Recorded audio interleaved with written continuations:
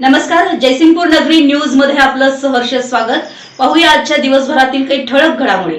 खिद्रापूरकरांवर अन्याय होऊ देणार नाही, आमदार डॉक्टर राजेंद्र पाटील यड्रावकर यांचं प्रतिपादन।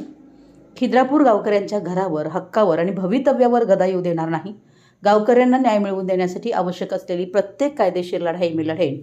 गरज पडल्यास उच्च न्यायालयापासून सर्वोच्च न्यायालयापर्यंत जाऊ, पण खिद्रापूरकरांवर अन्याय होऊ देणार नाही। गावच्या विकासासाठी आणि नागरिकांच्या हक्कासाठी मी कायम तुमच्या पाठीशी खंबीरपणे उभा आहे, अशी ठाम ग्वाही आमदार डॉक्टर राजेंद्र पाटील यड्रावकर यांनी खिद्रापूर येथे बेमुदत धरणे आंदोलनाला भेट देताना दिली। भारतीय पुरातत्व विभागाच्या कारवाई विरोधात आणि गावकऱ्यांच्या हक्काच्या संरक्षणासाठी खिद्रापूर ग्रामस्थांनी शनिवारी गावच्या प्रवेशद्वारावर मोठ्या संख्येने महिला, पुरुष आणि युवकांच्या उपस्थितीत बेमुदत धरणे आंदोलन सुरू केलं असून या आंदोलनाला आमदार राजेंद्र पाटील यड्रावकर यांनी भेट दिली। यावेळी ते बोलत होते।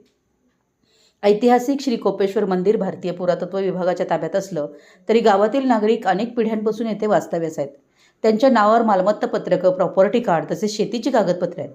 असं असताना काहींनी न्यायालयात याचिका दाखल करून ग्रामस्थांना बेघर करण्याचा प्रयत्न केल्याचा आरोप ग्रामस्थांनी केलाय।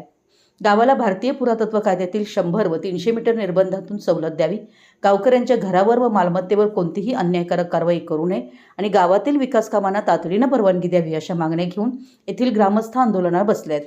आंदोलनकर त्यांचे आमदार राजेंद्र पाटील यड्रावकर यांनी भेट घेतली असता यावेळी बोलताना ते म्हणाले की खिद्रापूरच्या प्रत्येक नागरिकाचा प्रश्न हा माझा स्वतःचा प्रश्न आहे। कोणत्याही कुटुंबावर बेघर होण्याची वेळ येऊ देणार नाही। शासन, प्रशासन आणि न्यायालयीन पातळीवर जिथे जिथे पाठपुरावा करावा लागेल तिथे मी स्वतः पुढाकार घेईन। गावाचा ऐतिहासिक वारसा जपत नागरिकांचे हक्क अबाधित राहणं तितकंच महत्त्वाचं आहे। संघर्ष कितीही मोठा असला तरी खिद्रापूरकरांनी घाबरू नये।